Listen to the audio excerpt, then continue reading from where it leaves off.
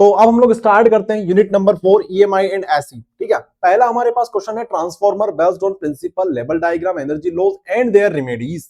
चलिए भैया स्टार्ट करते हैं, आ जाओ यहां पे। ट्रांसफॉर्मर ट्रांसफॉर्मर ट्रांसफॉर्मर ट्रांसफॉर्मर नीचे मिलेगा ट्रांसफॉर्मर। बहुत इंपॉर्टेंट क्वेश्चन है इस चैप्टर का, सबसे ज्यादा इंपॉर्टेंट अगर कोई सा क्वेश्चन है तो वो ट्रांसफॉर्मर ही है। ट्रांसफॉर्मर देखो, transformer describe a transformer based on principle level diagram energy losses and remedies. देखो यहां पे सबसे पहले डायग्राम समझ लो, डायग्राम आपको समझ में आना चाहिए। ठीक है, डायग्राम समझ में आना चाहिए आपको। ये हमारे पास है soft iron core, soft iron core. ठीक है, यहां पे हमारे पास प्राइमरी वाइंडिंग कर रखी है, कॉइल लगा रखी है। यहां पे टर्न ज्यादा है, यहां पे टर्न कम है। इसका मतलब ये कौन सा ट्रांसफार्मर है? ये स्टेप डाउन ट्रांसफार्मर है। दो प्रकार के ट्रांसफार्मर होते हैं, एक स्टेप डाउन, एक स्टेप अप ट्रांसफार्मर। अच्छा भैया, यहां से करंट आया, यहां से करंट आया। अब यहां पे क्या होगा? यहां पे होगा म्यूचुअल इंडक्शन। अगर आपसे पूछ ले कि प्रिंसिपल क्या है ट्रांसफार्मर का, तो बोलेंगे म्यूचुअल इंडक्शन। तो यहां पे होगा म्यूचुअल इंडक्शन, करंट यहां से आएगा तो इस वाली कॉइल में क्या होगा? करंट जनरेट होगा, जिसे बोलेंगे इंड्यूस्ड करंट या फिर इंड्यूस्ड ईएमएफ हम लोग बोलेंगे कि यहां पे जनरेट होगा। अच्छा, इतना समझ में आया? यहां पे टर्न ज्यादा, यहां पे टर्न कम, प्राइमरी में टर्न ज्यादा, सेकेंडरी में टर्न कम, मतलब स्टेप डाउन ट्रांसफार्मर, मतलब डाउन हो गया यहां पे हमारे पास वोल्टेज। ठीक है, इतना आपको समझ में आया, डायग्राम समझ में आया। अब आपके लिए दूसरी चीज हो जाती है प्रिंसिपल। प्रिंसिपल लिखेंगे म्यूचुअल इंडक्शन, लेवल डायग्राम ऊपर वाला बना देंगे। एनर्जी लॉस की बात करें तो copper loss, iron loss, hysteresis loss, flux leakage, ये आपको लिखना है। ओके, इसके अलावा रेमेडीज क्या है? अगर आपको कॉपर लॉस से बचाना है तो यूज थिक वायर, मोटे वायर यूज करो ताकि रेजिस्टेंस कम से कम होगा। ठीक है, आयरन एडी करंट लॉस, इसको बचाना है तो भैया use a laminated core, laminated core use करो, अलग अलग पतली पतली शीट्स यूज करो।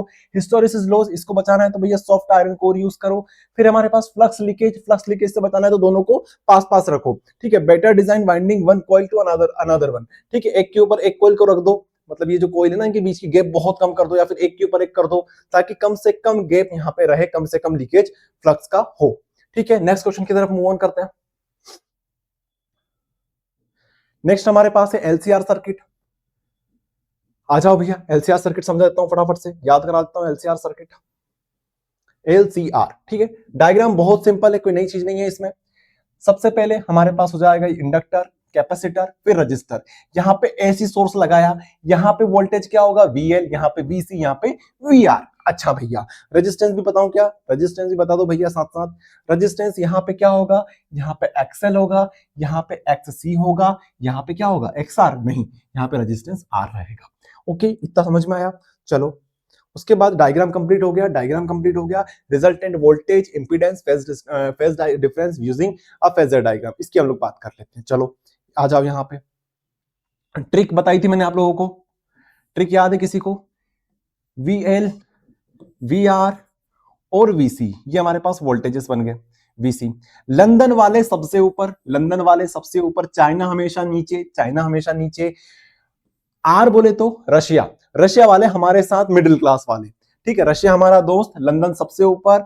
सी बोले तो चाइना, चाइना सबसे नीचे। अच्छा, अब देखो ध्यान से सुनो, यहां पे सुनना। इन दोनों को सॉल्व करेंगे तो रिजल्टेंट हमारा कुछ इस प्रकार से आएगा, वीएल माइनस वीसी। अब इन दोनों को सॉल्व करेंगे तो रिजल्टेंट हमारा कुछ इस प्रकार से निकलेगा। ठीक है, वीएल वीसी, ये हमारा रिजल्टेंट निकलेगा। ठीक है, ये हमारा रिजल्टेंट निकलेगा, resultant, resultant, V result, resultant. ठीक है, अच्छा, अब ध्यान से सुनना, अब ध्यान से सुनना, अब ध्यान से सुनना भैया। अगर ये वीएल है, अगर मैं यहां पे भी इसी टाइप से इसको थोड़ा सा एक्सटेंड कर देता हूं, ठीक है, यहां पे एक्सटेंड कर देता हूं, ये वीएल माइनस वीसी है, ये वीएल माइनस वीसी, तो ये भी वीएल माइनस वीसी हो जाएगा। अगर ये मेरे पास फेजल एंगल है, ठीक है, ये मेरे पास एंगल होगा, तो अब होगा क्या? अब होगा क्या? अब होगा क्या? ये आप निकाल सकते हो क्या? ये वी आर को आप यहां पे लिख सकते हो, ये वी आर है, यहां से यहां तक हमारा वी आर हो गया। ठीक है, यहां से यहां तक वी आर हो गया।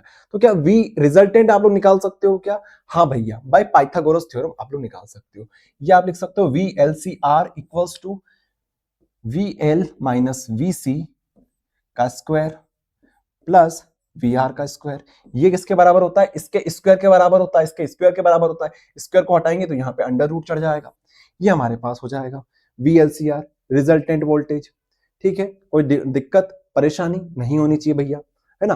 चलो रिजल्टेंट वोल्टेज समझ में आया कैसे निकाला, ऐसे निकाला।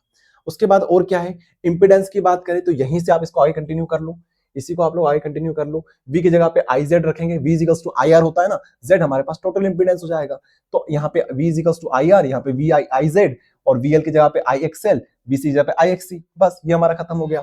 अब यहाँ पे हमें Z अलग करना है, बाकी सबको सॉल्व कर लो, ये आपके पास आ जाएगा इंपेडेंस। और फेज डिफरेंस की बात करें तो यहाँ से tan phi निकाल लो, यहाँ से tan phi निकाल लो। tan phi क्या होता है, PH BH PB perpendicular upon में बेस। tan phi क्या होता है, परपेंडिकुलर अपॉन में बेस। परपेंडिकुलर क्या है हमारे पास, ये परपेंडिकुलर और बेस में ये रख दो, ये परपेंडिकुलर ये बेस में रख दो। रेजिस्टेंस के फॉर्म में चाहिए तो ऐसे लिख लो, कोई दिक्कत परेशानी नहीं होनी चाहिए। ओके चलो ये हमारा सोल्व हो गया VLCR LCR। अब नेक्स्ट क्या है हमारे पास, नेक्स्ट हमारे पास है Lenz law, electromagnetic induction and explain how it follow the law of conservation. ठीक है भैया, इसको सॉल्व करते हैं। लेंज लॉ क्या बोलता है, लेंज लॉ क्या बोलता है भैया, in every case of electromagnetic induction the direction of induced EMF and induced current is such that it opposes the change in magnetic flux that produced it। ठीक है, क्या समझे भैया इससे, क्या समझे भैया आप इससे, इससे आप लोग ये समझेंगे कि सन किल्स फादर, सन किल्स फादर। ठीक है, बेटे ने पापा को मार दिया। अच्छा, आप लोग इतना जानते हो इलेक्ट्रोमैग्नेटिक इंडक्शन में क्या होता है, हमारे पास चेंज इन मैग्नेटिक फ्लक्स होता है, उसकी वजह से इंड्यूस्ड ईएमएफ या इंड्यूस्ड करंट जनरेट होता है। ठीक है, लेंज लॉ बात करता है डायरेक्शन के ऊपर, किसके ऊपर बात करता है, डायरेक्शन के ऊपर बात करता है। वो बोलता है कि सन बोले तो इंड्यूस्ड करंट या फिर इंड्यूस्ड ईएमएफ, इंड्यूस्ड करंट जो होगा जिस किसके द्वारा प्रोड्यूस हुआ है, ये किसके द्वारा प्रोड्यूस हुआ है, किसके द्वारा प्रोड्यूस हुआ है, फादर कौन है इसका, फादर है change in magnetic flux, change in magnetic flux इसके द्वारा प्रोड्यूस हुआ है। तो ये इसको अपोज करेगा, ये इसको अपोज करेगा, किल करेगा, अपोज करेगा, कौन करेगा, अपोज कौन करेगा, इंड्यूस्ड करंट अपोज करेगा। ठीक है, और मतलब डायरेक्शन क्या होगी, उसकी उल्टी होगी। समझाता हूं भैया, इतना याद कर लो पहले, इतना समझ लो, फिर आपको सब कुछ समझाता हूं मैं। ठीक है, तो ये होता है हमारा लॉ, जो कि law of conservation of energy पे बेस्ड है। कैसे बेस्ड है law of conservation of energy पे, वो देखो यहाँ पे, बहुत मजेदार कॉन्सेप्ट है, बहुत मजेदार। देखना यहां पे देखो, हमारे पास ये है बार मैग्नेट, ये कॉइल्स हैं, इंडक्टर्स हैं। ठीक है, अब यहां पे क्या होगा, अब यहां पे हम लोग बार मैग्नेट का मोशन कराएंगे, इस प्रकार से ऐसे ऐसे चलाएंगे। तो जब ये इधर आएगा ना, तो यहां पे करंट डेवलप होगा, उस करंट की डायरेक्शन कैसी होगी, देखो साउथ पोल इधर आ रहा है, ये इसको अपोज करेगा, साउथ पोल इधर आ रहा है, इसको अपोज कैसे कर सकते हैं हम लोग, जब हमारे इंडक्टर में, ठीक है, जब हमारी कॉइल्स में भी साउथ पोल जैसा कुछ बन जाए, साउथ पोल एक दूसरे को क्या करेंगे, रिपल करेंगे। ठीक है, इतना समझ में आया, साउथ पोल एक दूसरे रिपल करते हैं। तो अगर ये इधर आएगा तो इसको रिपल करना है, तो साउथ पोल बना लो। साउथ पोल कैसे बनेगा, साउथ पोल की डायरेक्शन देखो, ऐसा बनता है ना, ऐसा बनता है, तो करंट कुछ ऐसा बनेगा, ऐसे ऐसे। ठीक है, तो करंट की डायरेक्शन कैसी होगी, ऐसी। अब ध्यान से देखो, अगर नॉर्थ पोल की बात करूं, अगर नॉर्थ पोल और साउथ पोल की बात करूं, अब इधर जा रहा है ये, अब ये इधर जा रहा है तो जाने नहीं देगा, आएगा तो आने नहीं देगा, जाएगा तो जाने नहीं देगा।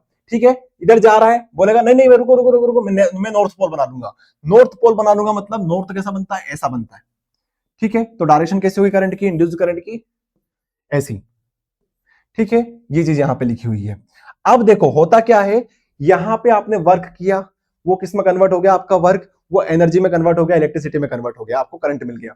तो यही तो है law of conservation of energy, कि आपने जितना वर्क किया वो कहीं बाहर नहीं जा रहा है, डिस्ट्रॉय नहीं हो रहा है, वो क्या कर रहा है, अपना फॉर्म चेंज कर रहा है, मैकेनिकल वर्क इलेक्ट्रिक वर्क में कन्वर्ट हो जा रहा है। ये law of conservation of energy. ठीक है, पढ़ सकते हो, we would obtain electrical energy without doing work which is impossible. ठीक है, this mechanical work is converted into electrical energy, ये आप लोग लिख के आ सकते हो। बस आगे देखो, आगे आपके पास क्वेश्चन है फैराडे का नियम, इसको आप लोग पढ़ेंगे।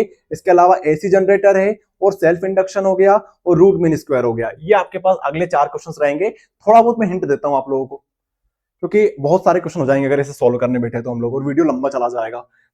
ऐसा नहीं है कि नहीं कराऊंगा, थोड़ा बहुत तो कराऊंगा आपको मैं। आ जाओ यहाँ पे, फैराडे का नियम क्या बोलता है कि अगर फैराडे के 2 नियम है, ठीक है, पहला नियम और दूसरा नियम। अगर पहले नियम की बात करें तो पहला नियम क्या बोलता है, पहला नियम हमसे बोलता है, यहां पे लिखा है क्या पहला नियम, हमने यहाँ पे सेकंड नियम लिखा है, पहला नियम पहला नियम पहला नियम, फराडे फराडे, ये रहा फराडे के पहले और दूसरे नियम, ठीक है। 4 नंबर में कुछ इस प्रकार से पूछा जाएगा। पहला नियम क्या बोलता है, whenever the magnetic flux linked with the close circuit changes, अगर मैग्नेटिक फ्लक्स में चेंज आया, an induced EMF is produced in it which is last long as the change in flux continuous, ठीक है। तो जो डेफिनेशन है electromagnetic induction की, वही आपको टेपनी है। ये आपका पहला नियम हो जाएगा कि मैग्नेटिक फ्लक्स में चेंज आएगा तो हमारा इंड्यूस्ड करंट बनता रहेगा। लेकिन सेकंड नियम क्या बोलता है, सेकंड नियम मैथमेटिकल ट्रीटमेंट के ऊपर बात करता है कि magnitude of the induced EMF, magnitude of the induced EMF, जिसको मैं ई मान लेता हूं, is directly proportional to the rate of change of magnetic flux. Rate of change को क्या लिखते हैं, डी बाई डी टी। किसके लिए, फ्लक्स की बात हो रही है तो यहाँ पे फ्लक्स लिख देंगे, ठीक है। अब इसको सॉल्व करोगे तो ये आ जाएगा E is equals to minus K D phi by D T. K constant है, माइनस क्यों लिखा, क्योंकि माइनस लेंस लो अपोज करता है ये चेंज को, इसलिए नेगेटिव साइन है। आई बात समझ में। चलो ये फराडे का नियम हो गया। उसके अलावा एक और क्वेश्चन करा देता हूं फटाफट, इजी वाला। AC dynamo, AC AC AC AC AC की तेसी करते हैं। एसी डायनामो करके चले जाना बेटा अच्छे से। Describe an AC generator, dynamo, principle, level diagram और वर्किंग देख लो इसकी। डायग्राम आप 2 बना के आना, ठीक है, ठीक है। एक हाफ साइकिल और आफ्टर रोटेशन, ठीक है, 2 रोटेशन बनेंगे, रोटेशन से पहले रोटेशन के बाद में। ये नॉर्थ पोल, ये साउथ पोल, ऐसे बना के आना है, ऐसे ऐसे ऐसे ऐसे ऐसे ऐसे ऐसे ऐसे। ये नॉर्थ पोल, ये साउथ पोल, बीच में हमने रख दिया एक इस प्रकार से इस प्रकार से इस प्रकार से, ठीक है। हमने एक रेक्टेंगुलर शीट रख दी जिसको बोलेंगे आर्मेचर। क्या बोलेंगे, आर्मेचर। आर्मेचर का नाम देते हैं ए बी सी डी, ठीक है। करंट यहाँ पे आई इस तरह से फ्लो होगा, उसके बाद ये हमारे पास इस प्रकार से हो जाएगा, ये इस प्रकार से हो जाएगा। इसको ऐसा बना लो और इसको ऐसा बना लो, ठीक है। ये हमारे पास S1, ये हमारे पास S2, स्लिप रिंग्स हो जाएगी। ब्रशेस बना लो, B1 ब्रश और B2 ब्रश। अब इस ब्रश को कनेक्ट कर दो इस प्रकार से सर्किट में, यहाँ पे रेजिस्टेंस बना लो इस प्रकार से, ये आपके ब्रशेस बन गए, ठीक है। ये आपका इस प्रकार से बनेगा। ये आउटपुट पॉइंट बना लो, यहाँ से आपको आउटपुट मिल जाएगा। होगा क्या, इसका हत्ता ही है, ये इसका हत्ता बना लो। जैसे आप लोग घुमाओगे, इसको घुमाओगे तो यहाँ पे क्या होगा, चेंज इन मैग्नेटिक फ्लक्स होगा। चेंज इन मैग्नेटिक फ्लक्स होगा तो यहाँ पे करंट बनेगा, करंट बनेगा, ठीक है। करंट बनेगा, कौन सा करंट बनेगा, एसी करंट बनेगा, क्योंकि पहले इसकी डायरेक्शन ऐसी रहेगी, लेकिन आप हाफ रोटेशन लिखना यहाँ पे, आफ्टर हाफ रोटेशन ये जो डायरेक्शन है ये ऐसी हो जाएगी, ऐसी और इसकी ऐसी, ठीक है। नाम यहाँ पे चेंज हो जाएंगे, ये सी, ये बी, यहाँ पे ए, यहाँ पे डी, ठीक है, ए बी सी डी, ठीक है। ये चेंज हो जाएंगे, ये इधर आ जाएगा, ये इधर आ जाएगा, हाफ रोटेशन के बाद ऐसा, ठीक है। तो करंट की डायरेक्शन ऐसी हो जाएगी, बाकी सेम वो चीज आपको मिलने वाली है।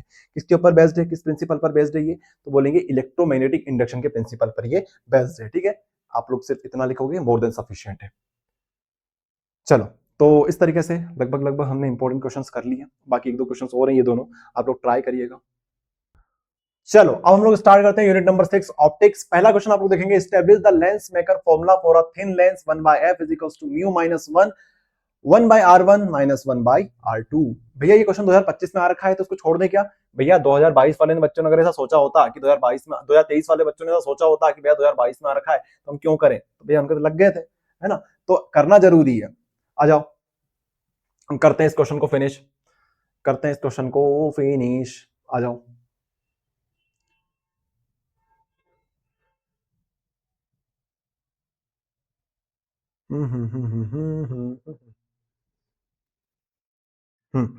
देखेंगे lens maker formula, lens maker formula, lens maker formula. जहां पे आओ देखो देखो देखो देखो देखो, लेंस मेकर फॉर्मूला। सबसे पहले डायग्राम समझते हैं, डायग्राम के एक नंबर खाते हैं। मान लीजिए हमारा ऑब्जेक्ट कहीं यहाँ पे प्लेस्ड है, यहाँ पे हमारा ऑब्जेक्ट प्लेस्ड है, पोजीशन को नाम दे देते हैं ओ पोजीशन। हमारे पास 2 सरफेसेस हैं, सरफेस ए सरफेस बी, दोनों को मिला दिया इस प्रकार से, तो क्या बन गया, लेंस बन गया। ये लेंस हमारे पास रखा हुआ है। जब हमारी रे कुछ इस प्रकार से गई होगी, पहली सरफेस से टकराई होगी, तो हमारे पास इमेज कहीं यहाँ पे बन रही होगी, ठीक है। इसका नाम दे दिया I1 नाम दे दिया। लेकिन सरफेस बी को क्या लगेगा, सरफेस बी को ये लगेगा कि भैया ये मेरे पास ऑब्जेक्ट है और इसके द्वारा मुझे इमेज बना के देनी है, तो ये इसके लिए इमेज बना के देगा यहाँ पे। सिंपल भाषा में समझो तो एक्चुअल इमेज हमारे पास यहां बनेगी, लेकिन सरफेस 1 की वजह से यहां पे बनने की कोशिश करेगी, ऐसा आप लोग समझ सकते हो, ठीक है। अब ध्यान से देखना फिर से, गई गई रे गई इस तरह जानी चाहिए थी, लेकिन यहां पे जाके ये रुक गई। अच्छा भैया अब मेरी बात सुनो, ये चीज भूल जाओ, ये चीज भूल जाओ, ये चीज इनको कोई ज्यादा महत्व नहीं है।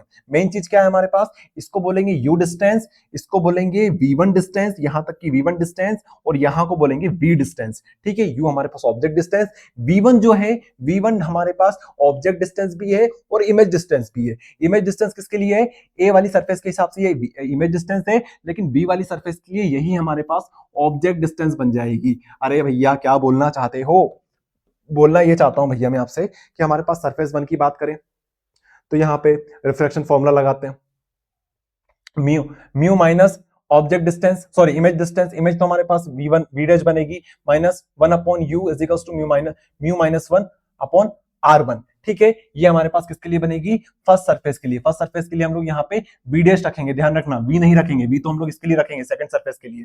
सेकंड सरफेस के लिए यहाँ पे v रखेंगे, और u की जगह पे क्या रखेंगे, u की जगह पे हम लोग रखेंगे v डैश, क्योंकि ये ऑब्जेक्ट की तरह काम कर रहा है तो v डैश रखेंगे। अब म्यू पहली सरफेस के लिए म्यू था, तो सेकंड सरफेस के लिए हम लोग 1 बाय म्यू रखेंगे, 1 बाय म्यू रखेंगे, इतना सा ध्यान रखना बस। ठीक है, चलो उसके बाद सॉल्व करोगे तो इस प्रकार से आएगा। फिर हम लोग दोनों को ऐड कर देंगे, दोनों सरफेस की वजह से काम हो रहा है, दोनों को ऐड करेंगे। दोनों को ऐड करने के बाद एक स्पेशल कंडीशन आप लोग फंसा देना, या फिर आप अगर भूल भी जाओ तो सिंपल सा इतना करना कि 1 by U minus 1 by B, इनको ऐड करोगे तो यही तो होगा, इन दोनों को ऐड करोगे तो ये चीज बनेगी आपके पास। तो इनको जब ऐड इनको देखोगे, इनको देख के बोल देना कि ये 1/f के बराबर है, किसके बराबर है, 1/f के बराबर। लेकिन अगर आपको देखना है, समझना है, तो बोलो कि हमारी ऑब्जेक्ट डिस्टेंस अगर इनफाइनाइट है तो हमारी जो इमेज बनेगी वो कहां बनेगी, फोकस पे बनेगी। तो इस हिसाब से देखोगे 1 बाय इनफाइनाइट हमारे पास 0 होता है, तो 1 बाय f बना हमारे पास। ठीक है, चलो एक और क्वेश्चन इंपॉर्टेंट है वो भी करा देता हूं, अभी आपको दिखा भी दूंगा भले ही। कंपाउंड माइक्रोस्कोप, ये भी बहुत इंपॉर्टेंट है, आने के चांसेस है। 18, 19, 20 में तो लगातार आया था कंपाउंड माइक्रोस्कोप। आपसे रे डायग्राम पूछा जाएगा, लेंथ ऑफ ट्यूब पूछी जा सकती है, और साथ में मैग्नीफिकेशन पावर पूछी जाएगी। सबसे इंपॉर्टेंट डायग्राम 2 नंबर आपको देखा जाएगा, डायग्राम आपको 2 नंबर देके जाएगा। चलो भैया डायग्राम सिखा दो फिर तो 2 नंबर के हिसाब से। कंपाउंड माइक्रोस्कोप का डायग्राम देखेंगे आप लोग सभी, ये हमारे पास एक लेंस, ये हमारे पास दूसरा लेंस। सबसे पहला लेंस जो होता है ऑब्जेक्टिव लेंस बोलते हैं इसको, इसको बोलते हैं आईपीस लेंस। आपसे ऑब्जेक्टिव पूछा जाएगा, बताओ कौन सा बड़ा होता है, ये बड़ा होता है कि ये बड़ा होता है, बोलेंगे आई वाला, ये बड़ा होता है वो छोटा होता है। ठीक है, किसके केस में, कंपाउंड माइक्रोस्कोप के केस में, माइक्रो छोटे के केस में ये छोटा ये बड़ा। हाँ, तो हमारा ऑब्जेक्ट यहाँ पे प्लेस्ड है, यहाँ पे हमारा ऑब्जेक्ट प्लेस्ड है, यहाँ से रे गई, पैरेलल रेस कहां से, मतलब पैरेलल रे आएगी तो कहां से पास होगी, फोकस से। ये फोकस किसका है, ऑब्जेक्टिव लेंस का, तो पास हुई यहाँ पे, यहाँ पे, यहाँ पे मिला देना। इसके बाद एक रे हम लोग इस प्रकार से सेंटर से, और ये यहाँ पे कहीं पे मिलेगी, तो ये हम बोलेंगे ये हमारे पास ऑब्जेक्ट बना, मतलब ये हमारे पास इमेज बनी ए डैश बी डैश, किसकी, ए बी की। लेकिन हम लोग इसको मैग्नीफाई करेंगे, दूसरा लेंस क्या सोचेगा कि यहां से रे आई इस प्रकार से, और ये रे हमारे पास इस प्रकार से ऐसी चल गई फोकस से होती हुई पैरेलल रे। अब ये दूरी ये तो मिलेंगी नहीं कभी भी, ये तो कभी मिलेगी नहीं, डाइवर्ज हो गई ये तो। लेकिन अगर पीछे हम लोग वर्चुअली मिलाने की कोशिश करें तो ये किसी एक पॉइंट पे जाके मिलेगी, इस पॉइंट पे, तो ये हमारे पास मिलेगी वर्चुअल इमेज, जो कि कैसी होगी, मैग्नीफाइंग होगी। आप लोग देख सकते हो बड़ी इमेज बनेगी ये। ठीक है, बस इतना सा डायग्राम है, और कुछ चीजें हमें नोट करने वाली जो रहेगी वो ये रहेगी कि इसको बोल दो माइनस डी डिस्टेंस, क्योंकि हम लोग यहां से यहां जा रहे हैं, हमारी रे कुछ इस प्रकार से जा रही है, हम लोग मेजर करते हैं पोल से, यहां से ऐसे मेजर करते हैं। तो आप जब इसको लोगे तो इसको बोलोगे माइनस डी। डी क्या है भैया, least distance of distinct vision, ऐसी डिस्टेंस जहां पे हमारा ऑब्जेक्ट हमें क्लियरली विजिबल हो सके नेकेड आइज से। ओके, चलो उसके बाद यहां पे देखो, ये हमारे पास ऑब्जेक्टिव डिस्टेंस हो जाएगी, इसको हम लोग यू नोट भी बोल सकते हैं, ये हमारे यू नोट, और ये हमारे पास वी नोट, वी जीरो बोले तो वी ओ बोल सकते हो आप लोग, ऑब्जेक्टिव लेंस की वजह से बन रहा है। और ये यू ई हो जाएगी हमारे पास ऑब्जेक्टिव लेंस की वजह से object distance, sorry eyepiece lens की वजह से ऑब्जेक्ट डिस्टेंस। ई बोले तो आईपीस, ओ बोले तो ये वाला ऑब्जेक्टिव लेंस। ठीक है, अच्छा भैया और क्या चीज है, कुछ छूट तो नहीं रहा है, देख लो सब मैंने बता दिया, हाँ बता दिया, ये तो बहुत सिंपल है ना, यू और वी, इसमें क्या है। चलो डायग्राम आप लोग बना लोगे, बस मोर देन सफिशिएंट है यार। उसके बाद फॉर्मूला याद कर लो, डायरेक्ट डिराइव करने से आप मोस्ट प्रोबेबली आपसे नहीं बोला जाएगा डिराइव करने के लिए, आप लोग ये वाला फॉर्मूला याद कर लेना। और लेंथ ऑफ ट्यूब कितनी बनेगी, लेंथ ऑफ ट्यूब यहां से यहां तक है, यहां से यहां तक कितना है, वी नॉट और यूई को जोड़ दो तो ये हमारे पास लेंथ ऑफ ट्यूब हो जाएगी। ट्यूब इतना बड़ा तो है ही सही, ऑब्जेक्ट तो कहीं पे रखा हो सकता है, ऑब्जेक्ट यहां पे रखा हो सकता है, लेकिन लेंथ ऑफ ट्यूब इतनी सी है, तो इन दोनों को जोड़ दो। चलो हो गया काम खत्म। एक और क्वेश्चन आपको करा देता हूं फटाफट से, important, derive the formula for the refractive index of the material of the prism. ये 2025 में ऑलरेडी आ रखा है, लेकिन आने के चांस फिर भी होते हैं। चलो वह चांस इसके तो कम ही है, फिर भी कराऊंगा आपको मैं। ये हमारा प्रिज्म हो गया, प्रिज्म का एंगल ये ए हो गया, यहाँ पे जो एंगल बनता है ए बोलेंगे। लेट सपोज ये हमारे पास, सपोज क्या करना है ही सही, ये पैरेलल ले बना लेते हैं, यहाँ पे पैरेलल लाइन बना लेते हैं जिसको हम लोग नॉर्मल बोलेंगे सरफेस का। सरफेस नॉर्मल हमने ड्रॉ कर लिया, सरफेस नॉर्मल ड्रॉ कर लिया। हमारे पास रे ऑफ लाइट आई, इस प्रकार से यहाँ पे इंसिडेंट करी। अब ये रे ऑफ लाइट कुछ इस प्रकार से जानी चाहिए थी, लेकिन ये रेयर मीडियम, ये डेंसर मीडियम, तो लाइट क्या हो जाएगी, थोड़ी सी बैंड हो जाएगी किसकी तरफ, नॉर्मल की तरफ, नॉर्मल की तरफ। अब जब बाहर निकलेगी तो ये डेंसर मीडियम, ये रेयर मीडियम नॉर्मल से भागेगी, जाना ऐसा सीधा चाहिए था इसे, लेकिन नॉर्मल से दूर भागेगी, तो इधर भागेगी ये, ठीक है। इसको पीछे आप लोग इस टाइप से लिखो, इस टाइप से बनाओ, तो वर्चुअली आप लोग देखोगे किसी एक पॉइंट पे मिल रही होगी, इस पॉइंट पे मिल रही होगी, तो आप लोग इसे बोलोगे इतना ये क्या हो गई, डाइवर्ट हो गई, क्या हो गई, डाइवर्ट हो गई। तो यहाँ पे जो एंगल बनेगा इसको हम लोग इस तरीके से बनाएंगे, क्या होता है, पार्शियली इतना सा यहाँ पे डेविएशन आया है, पार्शियल डेविएशन, ठीक है, पार्शियल डेविएशन इतना सा आया है, ये एंगल इतने एंगल से ये डेविएट हुई है। अच्छा, और क्या चीजें हैं, और देखो, इसको I1 बोल दो, इसको I2 बोल दो। अब फटाफट करा रहा हूं यहाँ पे, इसको R1 बोलना, इसको R2 बोलना, ये एंगल इसको बोलेंगे I1 माइनस R1, इसको बोलेंगे I2 माइनस R2।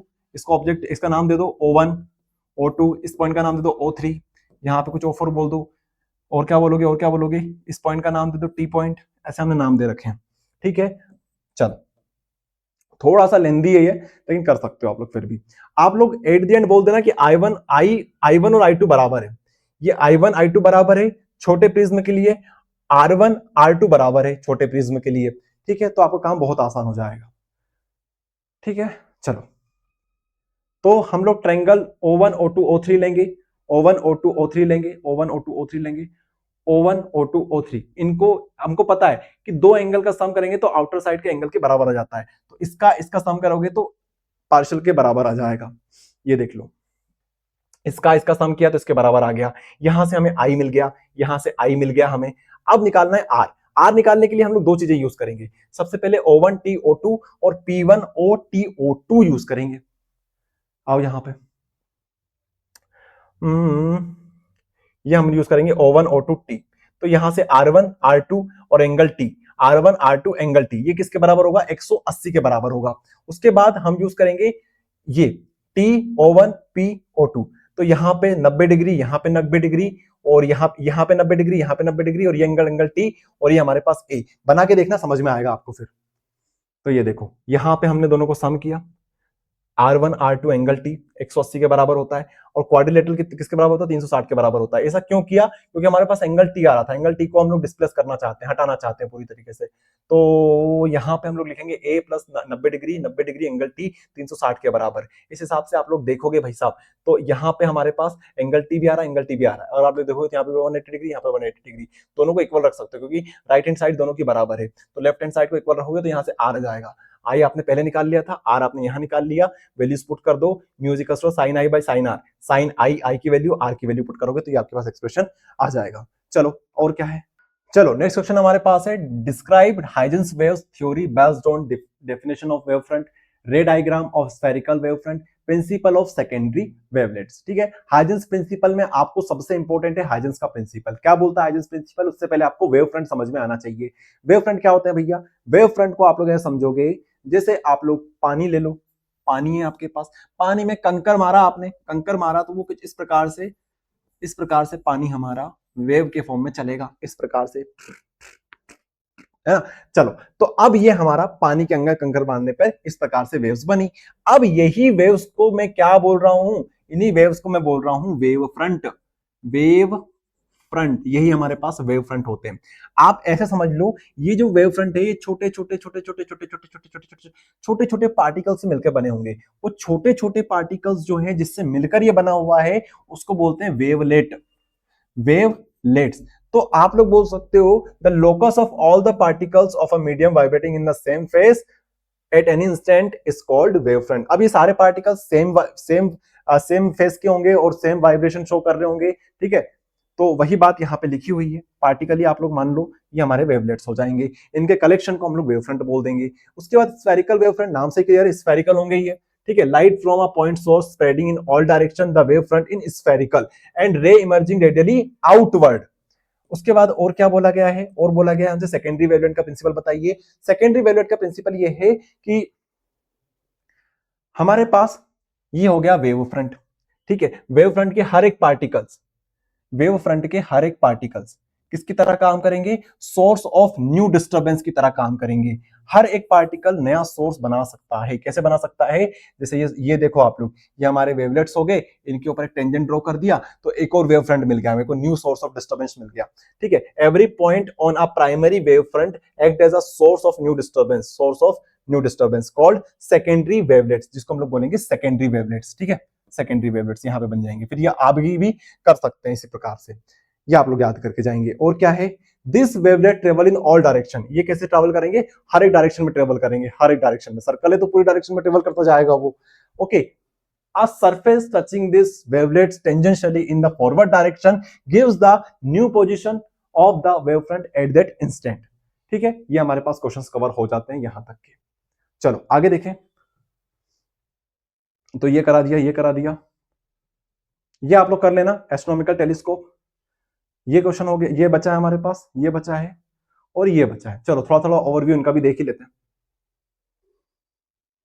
ठीक है, एक और क्वेश्चन है यार, इंटरफेरेंस और डिफ्रैक्शन, इसको भी पढ़ लेना थोड़ा सा, देख लो इसको, इसको पढ़ के चले जाना प्लीज।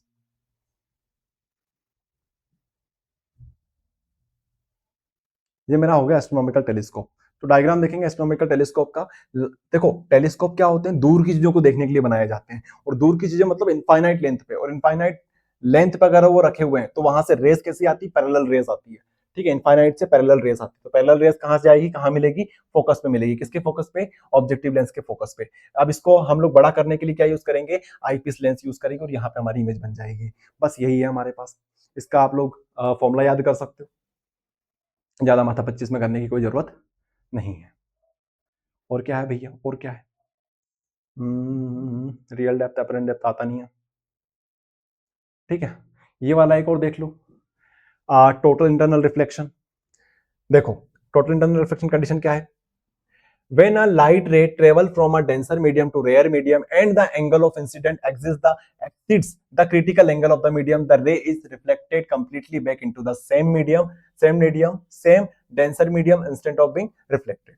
देखो समझने की कोशिश करना, अगर ये एंगल क्रिटिकल एंगल से बड़ा हो जाए, भैया क्रिटिकल एंगल क्या होता है, अच्छा सिंपल सी भाषा में बताता हूं मैं, ये डेंसर मीडियम, ये रेयर मीडियम, यहां से रे ऑफ लाइट गई, जाना ऐसा चाहिए था इसको, लेकिन ये नॉर्मल से दूर हो जाएगी। क्यों हो जाएगी, क्योंकि बाहर रेयर मीडियम है, तो ये इस तरीके से डिफ्लेक्ट हो गई। अच्छा अगर मैं बोलूं कि इस एंगल को मैं बढ़ा देता हूं और इसको मैं 90 डिग्री कर देता हूं, यहां से यहां तक का नॉर्मल से, ये वाला एंगल को क्या बोलते हैं हम लोग, रिफ्लेक्टेड एंगल। तो रिफ्लेक्टेड एंगल अगर मेरे पास 90 डिग्री का हो गया, 90 डिग्री का हो गया, तो इस टाइम इस एंगल को मैं बोलूंगा क्रिटिकल एंगल। क्या बोलूंगा, क्रिटिकल एंगल। अच्छा अगर ये एंगल क्रिटिकल एंगल से भी बड़ा हो जाए तो क्या ये यहां से रिफ्लेक्टेड बैक हो जाएगी, रिफ्लेक्शन की जगह रिफ्लेक्शन होने लगेगा। फिर ये हो रिफ्लेक्शन ही रहा है, लेकिन आप इसको बोलोगे total internal reflection, total internal reflection. ठीक है, यही कंडीशन होती है टोटल इंटरनल रिफ्लेक्शन की। चलो ये पढ़ना चाहो तो ये पढ़ सकते हो कि ये एंगल इससे बड़ा होना चाहिए, डेंसर से रेयर में जाना चाहिए, ये हो।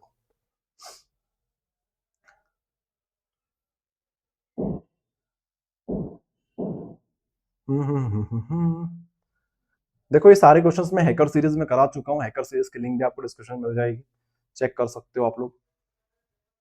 ओके